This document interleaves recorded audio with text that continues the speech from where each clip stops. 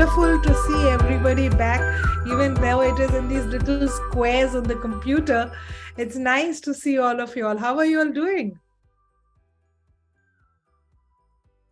Great, thank you. Nice. So, today we are doing one more session, which is on leadership stroke community of practice, which is one of the important parts of FAMER, tracks. Let me begin with sharing. And normally, if I would have done it in person, because most of the times I do this session in person rather than the computer, we would have kept the computer down and sat in a circle and talked. But unfortunately, this is happening online because there was no time this time during the session when I was there. So we are in all these small boxes in the computer. But otherwise, this is normally done at the end of the day when we can chat, put the computer away, don't think about assignments, don't think about projects, and think about ourselves. So with that introduction, I'll just share my screen.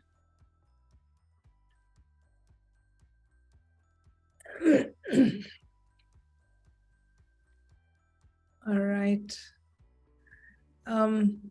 So this is a session called Learning Circles. And as the name implies, we would be sitting in a circle so we can all talk together. But right now, because we are virtual, we are now confined to the square boxes. So what is this learning circle? So we believe in FAMER that,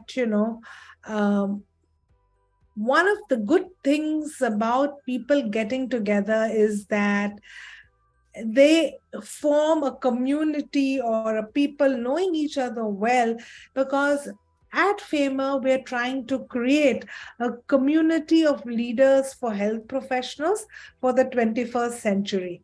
And to facilitate this kind of community of leaders, one of the things that we are doing, besides many others, is this learning circles, where we use a design where fellows really talk to each other, have a dialogue with each other, talk about themselves, who they are, who are their parents, grandparents, where they come from, what they might do in the future. So these are the kind of conversations that we are really encouraging you to have. And why do we do this? We do this so that we're hoping it will form bonds and community and cohesion and lead to a group of people who are interested in one thing, which is health professionals education. So we have created, so now there are 32 of you all. We don't expect 32 of you all to have a conversation. So we have broken down each of you into groups. Each group consists of 4 people. And we've tried to choose 4 people as diverse as possible in terms of gender, in terms of where they come from, in their subjects, in terms of their MBTI, in whatever way that we could think of, we've tried to make it as diverse as possible. And within these groups of 4, you will be having your conversation. And your conversation will stay within that group. You don't report it to me, you don't report it to anybody else, and it is a solemn affirmation that it will stay within the group. So you will not be discussing it with anybody else. So we're intentionally creating these groups of 4 and allowing you to have conversations within that. And the goal is that we form a community of practice. And what is a community of practice? There are people who have the same interest, and our interest is health professional education, and they are bound together by informal binding mechanisms because of their interest and their personal connections and sharing material that they have about health professionals education.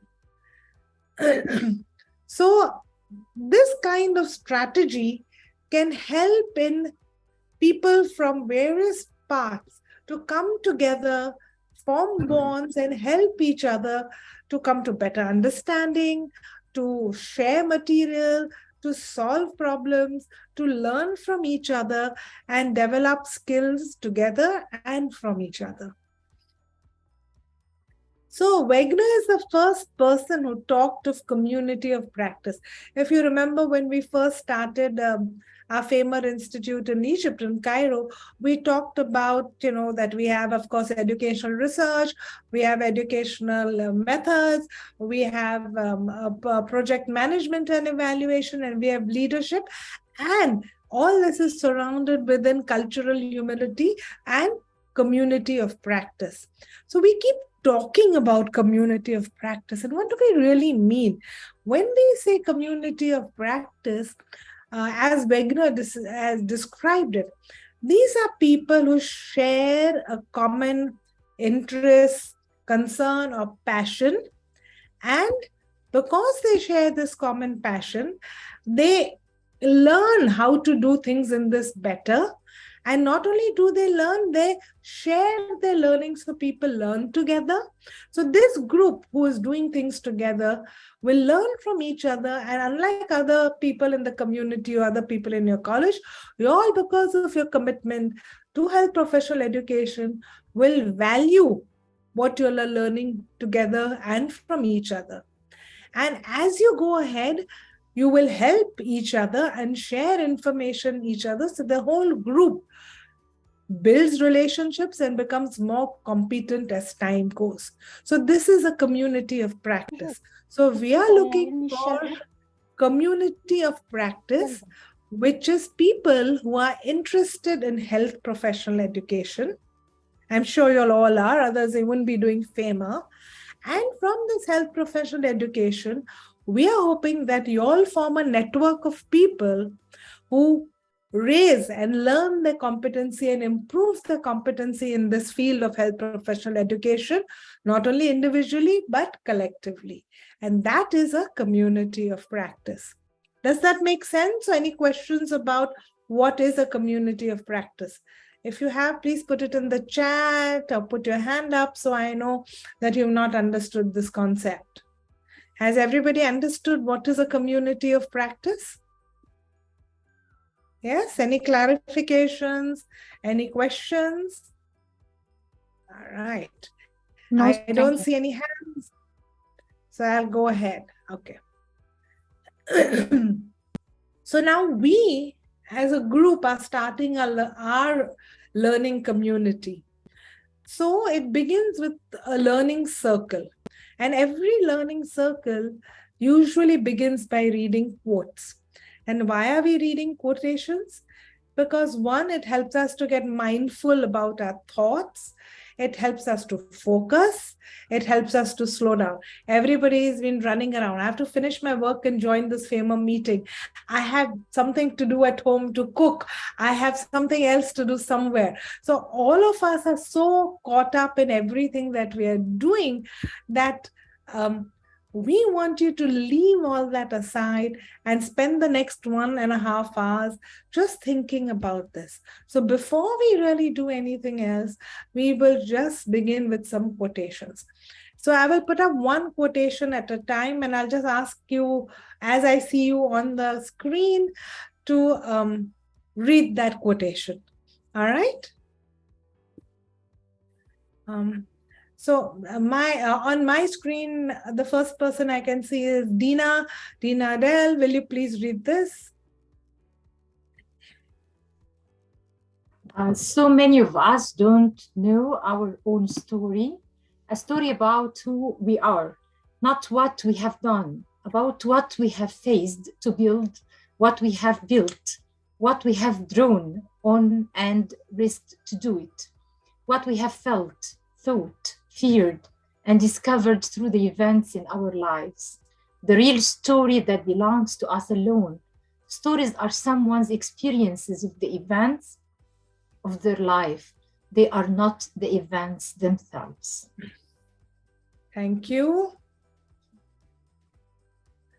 Christina, if you can read the next one. As a physician and as a human being, I live in a world of stories. Stories are not replicable because our lives are unique. Yet, in the telling of our stories, we also learn what makes us similar, what connects us all, what helps us uh, transcend. Sorry, something went wrong. Yeah, sorry. The isolation that separates us from one another and from ourselves. We all have within us access to a greater wisdom, and we may not even know it until we speak out loud. Listening to stories can also be healing. A deep trust in life often emerges when you listen to other people's story. You realize you are not alone, you are traveling in wonderful company. Thank you. Walid Arafat, may I ask you to read this?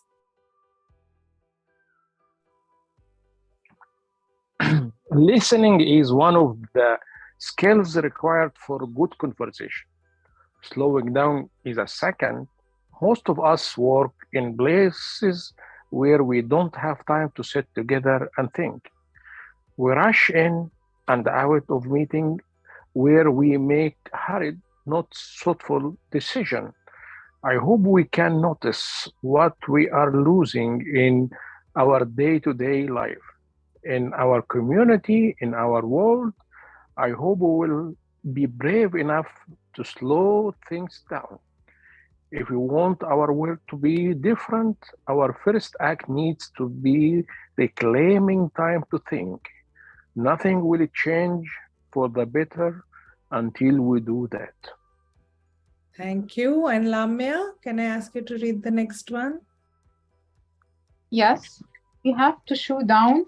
Nothing will change for the better until we do.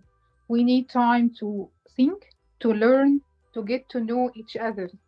We are losing these great human capacities in the speed up of modern life, and it is killing us. Thank you.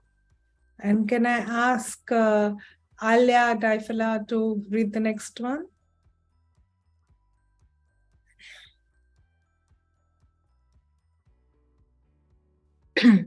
And when I asked you to listen to me and you start giving advice, I can't. You have not done what I asked. When I ask you to listen to me and you begin to tell me why I shouldn't feel that way, you are trampling on my feelings. When I ask you to listen to me and you feel you have to do something to solve my problems, you have failed me, strange as that may seem. So please just listen and hear me. And if you want to talk, wait a few minutes for your turn, and I promise that I will listen to you. Thank you. And Ahmad Ali, may I ask you to read one?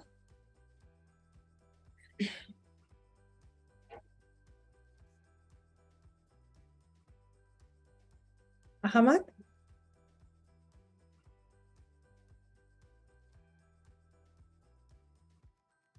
All right. Till Ahmad comes back, maybe we'll go to the next person. All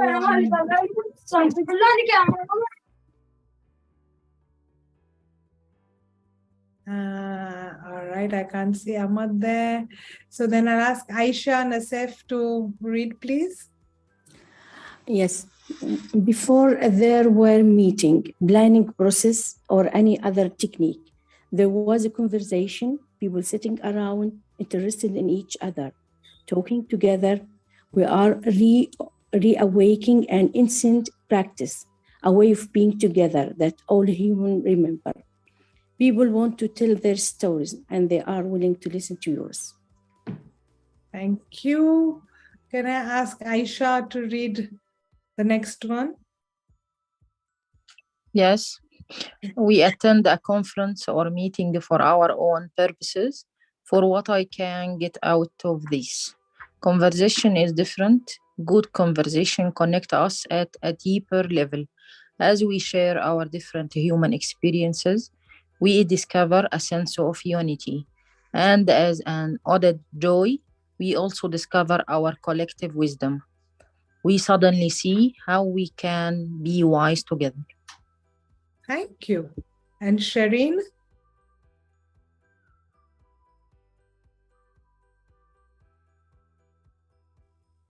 Yes. Sherry? Yeah, please. Yeah.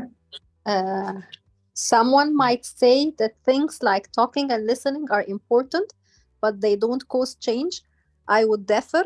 In deeply receiving another, I not only hear how to respond to further our relationship, I live in the connection that is that relationship. I'm changed by it, and I in turn change it.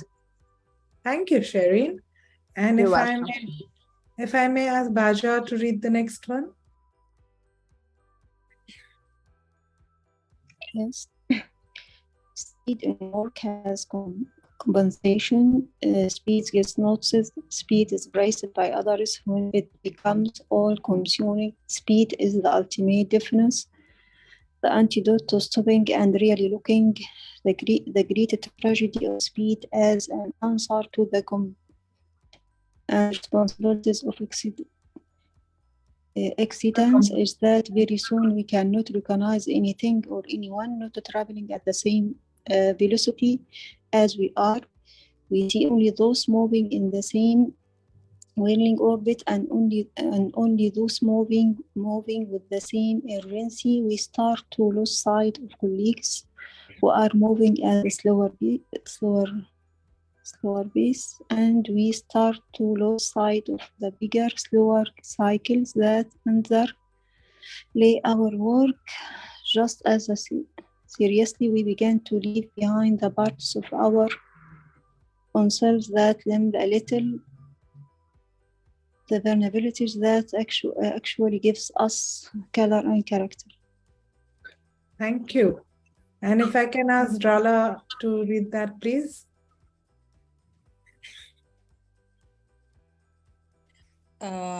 This is not the age of information. This is not the age of information. Forget the news and the radio and the blurred screen. This is the time of loaves and fishes. People are hungry, and one good word is bread for 1,000. Thank you. Amira Hamid. Each person's story becomes a mirror for another to see him or herself and their resiliency. Thank you. Reem. Yes. To listen is to continually give up all expectations and to give our attention completely and freshly to what is before us, not really knowing what we will hear or what that will mean. In the practice of our days, to listen is to lean in softly with a willingness to be changed by what we hear. Thank you. If I can ask Abdul Rahman to read the next one. Yes. Somewhere a circle of hands will open to receive us. Eyes will light up as we enter. Voices will celebrate with us whenever we come into our own power. Community means strength that joins our strength to do the work that needs to be done. Arms to hold us when we falter. A circle of hands, a circle of friends, some place where we can be free. Thank you. And can I ask Raim again? I think I asked one Raim, so the second one right now. Okay. Yeah, please go ahead.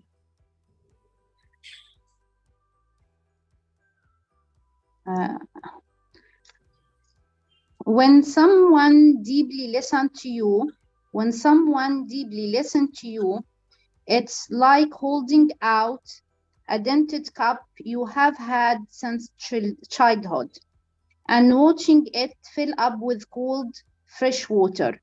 When it balances on top of the brim, you are understood. When it overflows and touches your skin, you are loved. When someone deeply listens to you, the room where you stay starts a new life.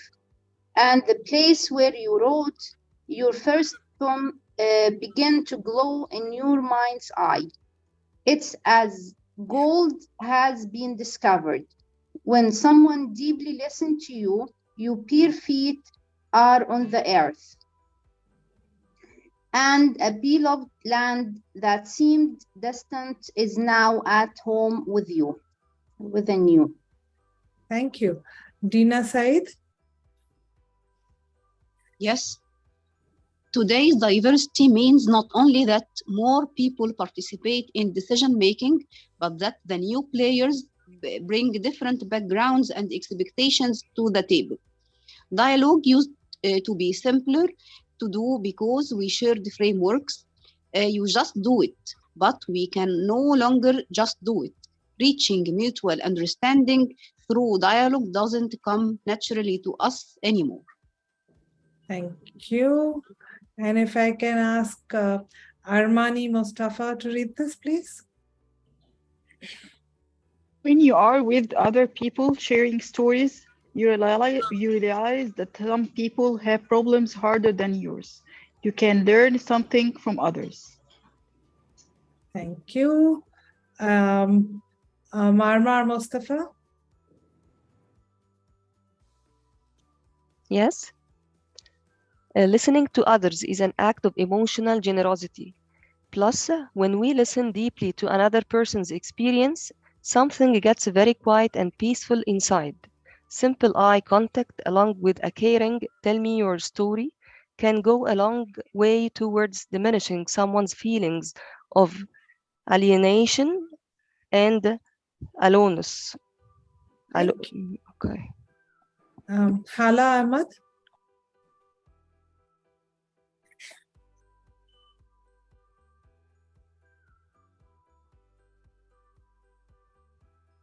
All right, Samar?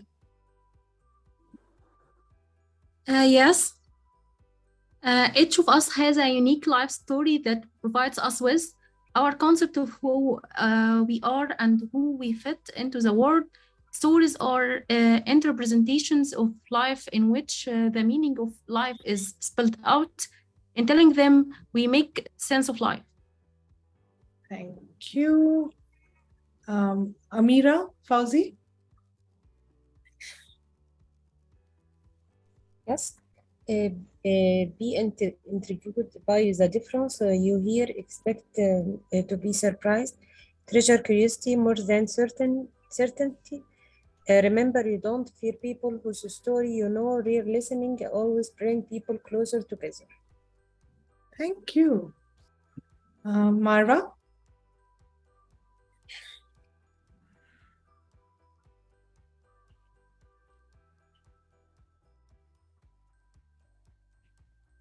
Iman? Iman Essa?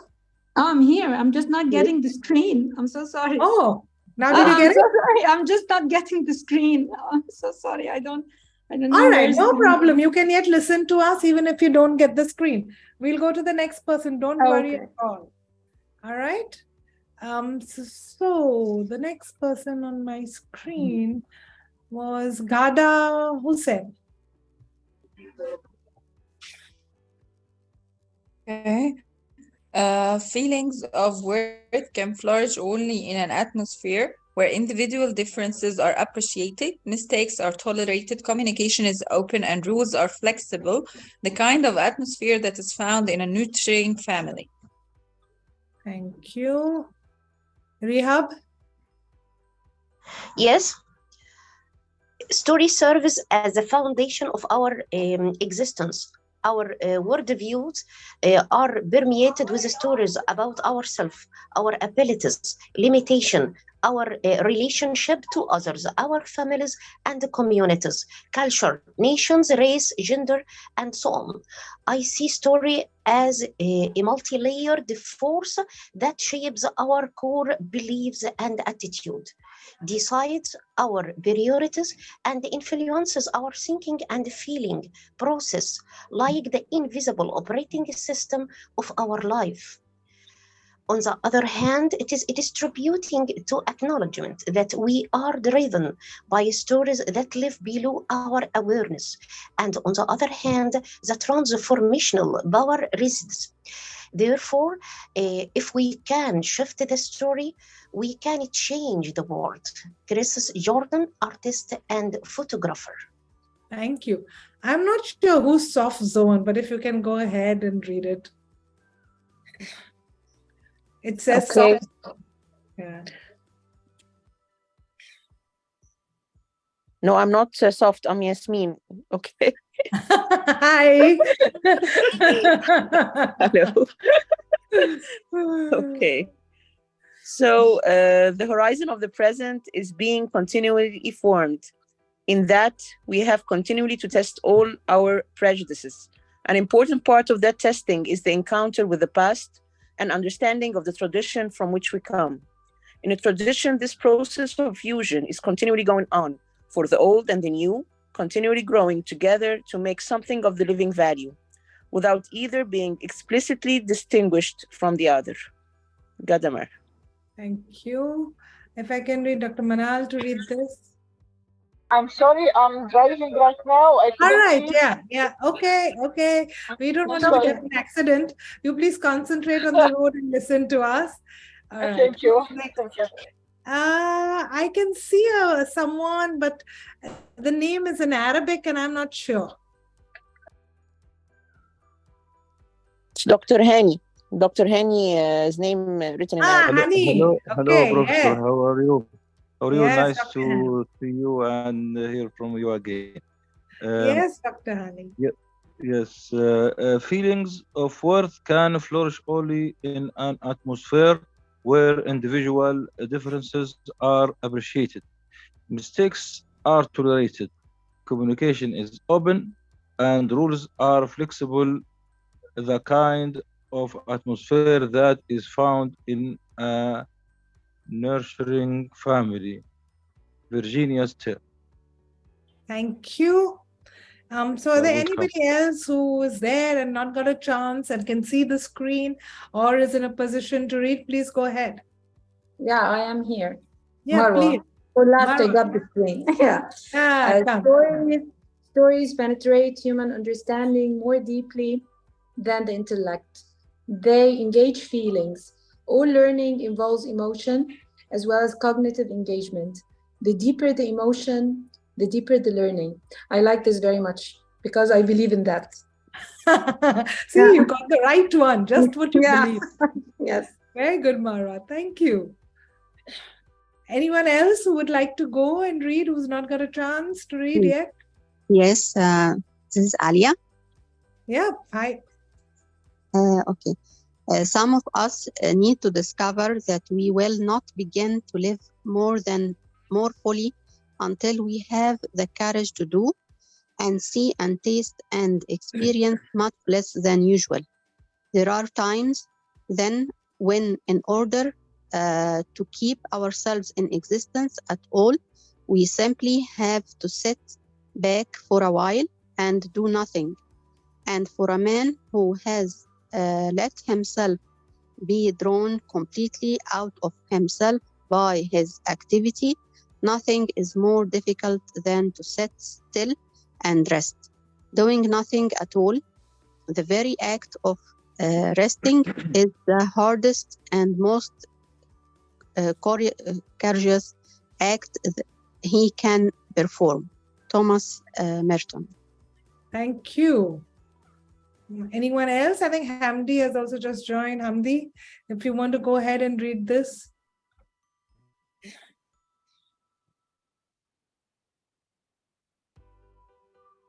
Okay.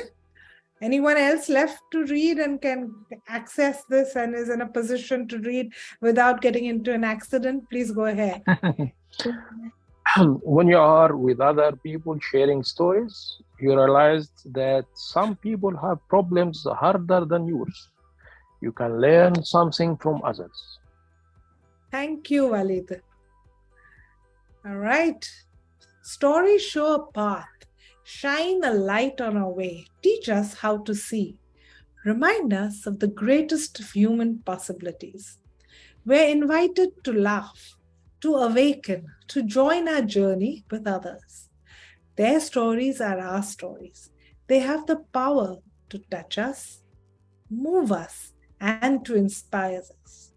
Stories of the spirit, stories of the heart, all help us to learn better. Is anybody else left, or shall I go ahead? Yes, I didn't. I didn't. Please, Hamza, go ahead. Understanding and telling my story is a process of self-awareness that serves as a foundation for recognizing your story and co-creating our story. From Susan, Hagdron, and Galru. Thank you. Anyone else left? Yeah, Yeah, Ahmad Ali, please go ahead. there is an endless net of threads throughout the universe. At every crossing of the threads, there is an individual, and every individual is a crystal bead. And every crystal bead reflects not only the light from every other crystal in the net, but also every other reflection throughout the entire universe. All right, thank you. Others who are left? Yes. Yes, Dina? Dina? I can read. All right, thank you. I have inherited a belief in community, the promise that a gathering of the spirit can both create and change culture. In the desert, change is nurtured even in stone by wind, by water, through time. Thank you. Thank you. Others who are yet there?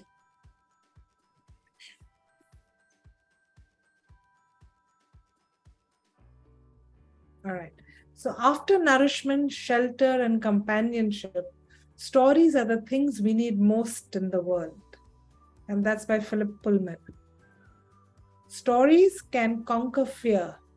You know, they make the heart bigger. That's by Ben Okri. So we have started with a lot of quotations, which has really brought out the wisdom of the older years, where that while we are always in a rush to get things done, one of the most important things in our life is to make connections, and stories help in making those connections, in appreciating and understanding each other and forming bonds. And you know, God has given us 2 ears, one mouth, and we forget that we should use it in that proportion, and that listening is so important.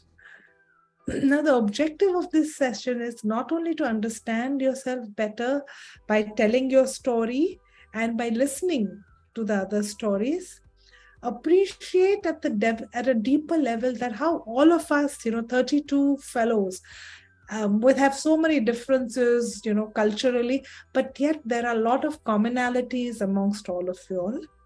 And understand the connection that you could form with each other in your group of year one fellows. We also expect you to reflect on what we are doing, and that is building a trust-based community that will support each of us socially and emotionally and intellectually, especially in these times of change when things are so uncertain. We also want you to learn this concept as a teaching concept of how a learning circle process is done, so that if you want to create a learning circle in your department, in your community, you can go ahead and do that. And while we are having this, discussions and dialogue, we're using appreciative inquiry and dialogue skills. And we want you to appreciate that and be able to use it in the future. And hopefully replicate this process of building a community of practice in your own school. So this is normally how we are in a conversation, one to the other, and that's it. But today we're looking at it being more all together, with everybody included to some extent. So this is why it is called a learning circle. Now, what are you supposed to do? I told you, you're supposed to share your stories. And I'm sure you're saying, this woman is mad. Why should I share my story with 3 other people? Well, we hope you will form a brilliant community. I can tell you mine. In 2008, when I had my first learning circle in Philadelphia, I am yet in touch with those people. And I've seen over the years that learning circle really brings bonds. Last year, when we had our offline in GSMC FRI, where I'm the co-director, and we had the learning circles, when we had it the second year or during COVID, we were thinking not to do learning circles. But when the batch returned, and in the beginning, as they introduced themselves, we asked them one thing that they remembered the most about their first year. All of them said learning circles, about 89%. And then we realized there's no way we can really miss this session. So if you have to tell your story to each other, it is important that we have certain agreements. And I'm going to read those agreements out. What is said in the circle belongs to the circle. We will hold stories or personal material in confidence and honor other material or information or discussions or decisions that is confidential and appropriate to that setting. So if we now divide you in groups of 4 and you'll tell your stories to each other, you will not tell that story to anybody else, not even your other fellows, and definitely not any of your faculty. The circle is in a practice of discernment, not judgment. So when somebody is telling you a story, you're not there to judge them. You're there to hear it, understand it, and support him or her. Each person takes responsibility for asking for help or support from the group. Each person takes responsibility for agreeing or not agreeing to participate in any request that happens during this group discussions. Suppose you're uncomfortable and you want some silence, you want to stop talking for some time, you can ask for that. All these agreements are adaptable. If something is not working, we can always revise the agreements and maintain the process. We listen to each other with compassion and curiosity and not judgment. Are these things acceptable to everyone? Does everybody agree to these things? Yes, sure. Yes, sure.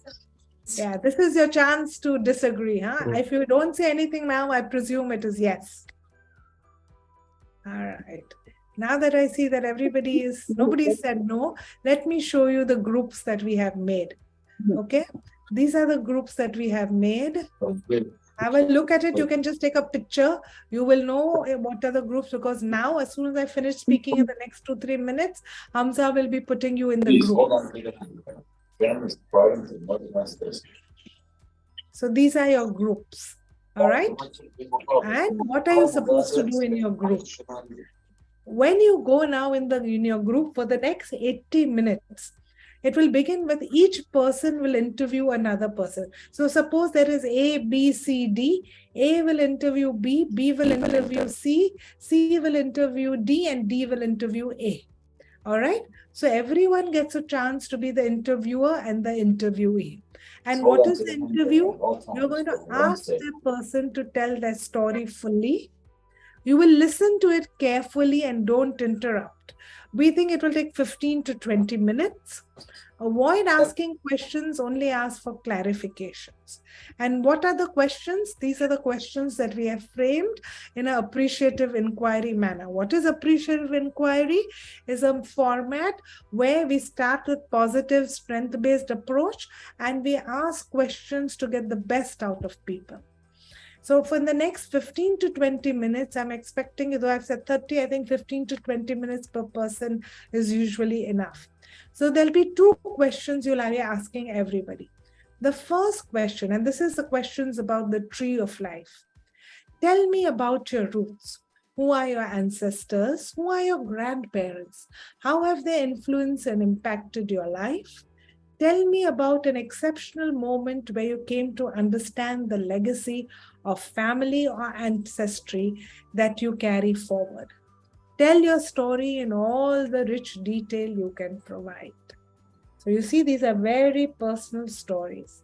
And we encourage you to say as much as you can and let the story flow from you. May I also request you to take a picture of this so that you know which is this question. From this,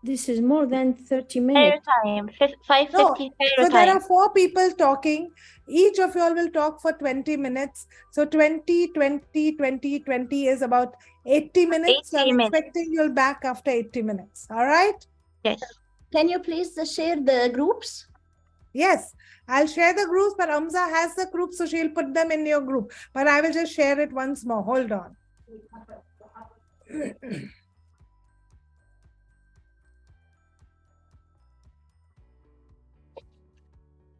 All right. Amza, please put them in the groups. Enjoy your conversation in your language, however you want. Nobody else is listening to you. And I'll see you after 80 minutes. Bye-bye.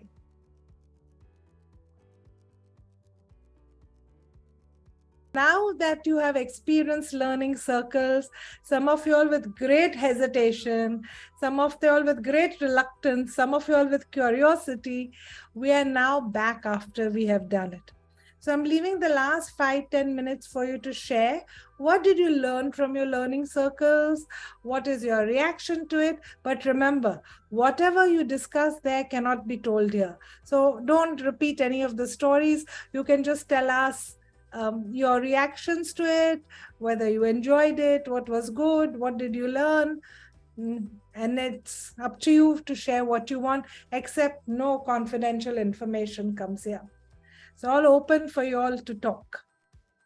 And to check that everybody's okay after listening to each other's story and telling their story. Just these two agendas. All right, all yours to talk. Shall we start by group? By group 1, group 2? No, I'll just leave it to people to put up their hands. So it doesn't have to be group. Everybody, because nothing from the group is going to be said. So it's individually, because I don't want to hear anybody. I can see Reem's hand up, so I'm just letting her talk. And as you wish to talk, just keep putting your hand up. Reem, go ahead. Hi. Yes, hi. I'm sorry that I'm not putting my camera on because of the net issue. Okay, so my group was group 7, and the thing that was very affecting or influencing me is that 4 of us have a very similar experience.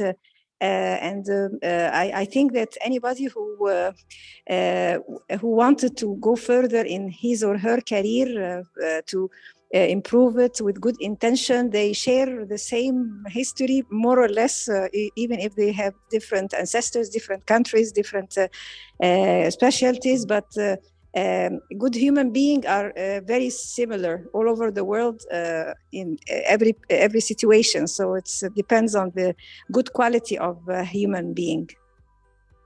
Thank you, Reem. Thank you. Thank you. And I think you're trying to say that all of us have commonalities in our experiences. Thank you. And Yasmin, would you like to go ahead and say what you have to say? Okay, I enjoyed my group so much. We came to the conclusion at the end that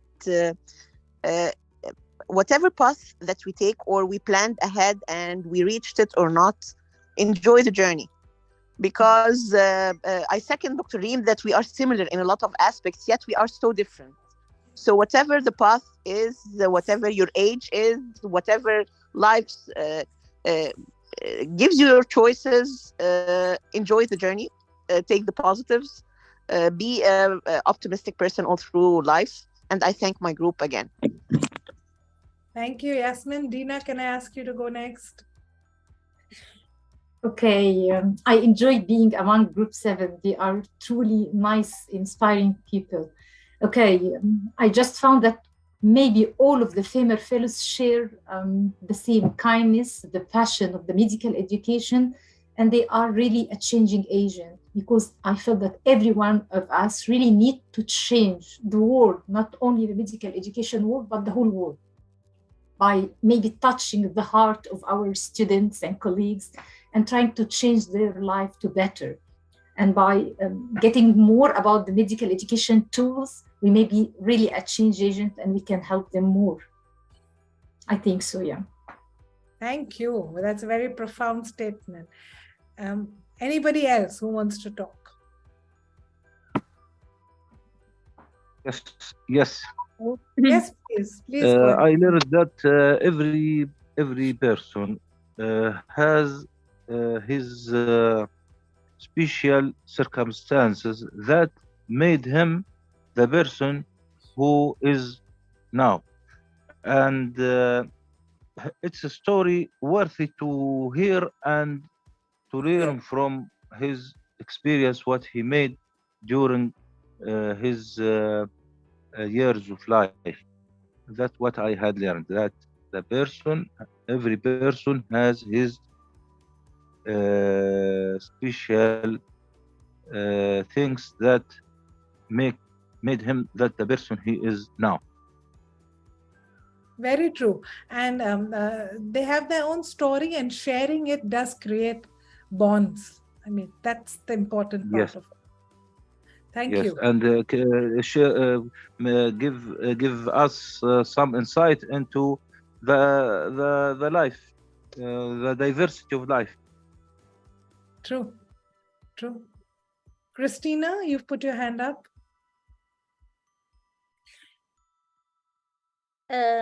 My group was very interesting. Everyone has a very rich story.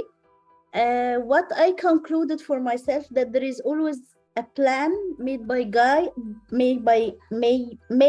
God for every person, even if his interest or intuitive or his goals are quite different. There is always a plan, and all through the plan we have to, I can steal the word of Dr. Yasmin, we have to enjoy the trip. This is the first one. And the second point, that we have to be honest in our steps through this plan, in a merciful situation, or in a merciful condition. Yes, thank you. Welcome. Is there anybody else who wishes to share, reflect?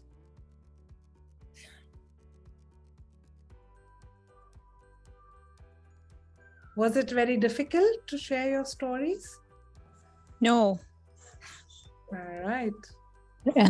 We were group 4, and actually we had similar backgrounds, which was strange, a coincidence.